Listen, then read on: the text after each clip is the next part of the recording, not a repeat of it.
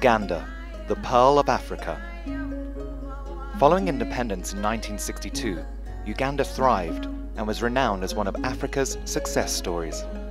But decades of political instability have since robbed it of this accolade. In the southeast of the country, at the source of the Nile, lies the district of Jinja, where British-based charity Softpower Education has run a school refurbishment program since 2002.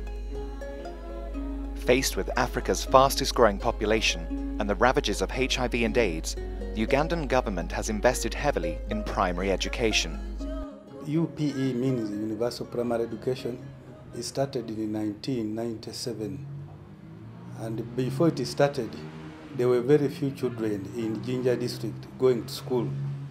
For example, before UPE, we had 30,000 children only in primary schools. And right now, as I talk, the number has doubled. We have 67,000 children. One of those who has benefited from this policy is 12-year-old David Kasolo. David lives with his sister and elderly grandfather in a community where the vast majority are subsistence farmers.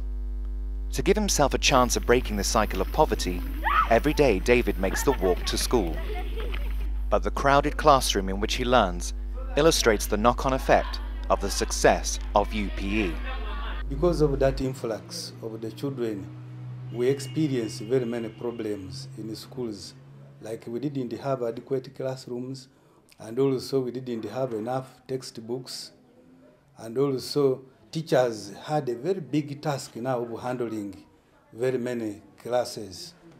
Well, kids here have just got like really crappy pens and crappy books, and they very rarely get to do anything exciting in education. So we wanted a place where we could bring kids that was like really magical.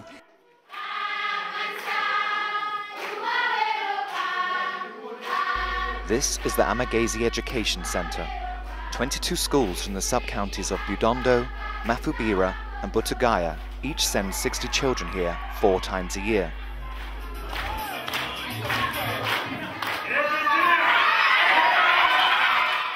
For the children who are in the P6 grade, their penultimate year of free education, it offers them an experience they simply don't get at their own school.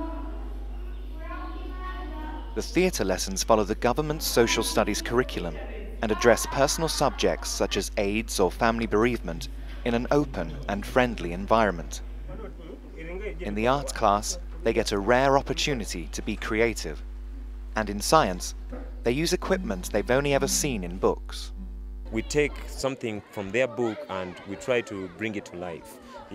So they have, like I said, they touch, they do experiments. Many of them, if you ask them about an experiment, they don't know what an experiment is. Then we say, well, an experiment, you do it for yourself. So we think that the retention is much more better if they touched and they did it for themselves.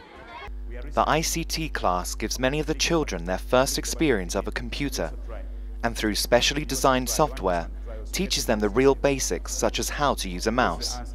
This gives them a much-needed mathematics lesson and also familiarizes them with a tool that is becoming ever more important in modern life. In the agriculture lesson, David learns about sustainable farming and takes part in an experiment about soil erosion and the importance of mulching. Alongside teaching him a valuable practical lesson, this also demonstrates one of the key principles behind what Softpower is trying to achieve. When they go back, we tell them also to start what they have learned at the center in their homes, so that they can also teach their parents modern agriculture, and the whole community also benefits. The method of cascading knowledge into the community is also practiced elsewhere at the center. This is Elizabeth, the dinner lady from the local village. She cooks on the centre's fuel-efficient stove, which uses much less firewood than a traditional 3-stone fire. Besides promoting cost efficiency, it also provides the children with one of their favorite parts of the day, lunch. Back at her home, Softpower has built a similar stove, which not only allows her to cook more efficiently for her own family, but also helps demonstrate its benefits within the community.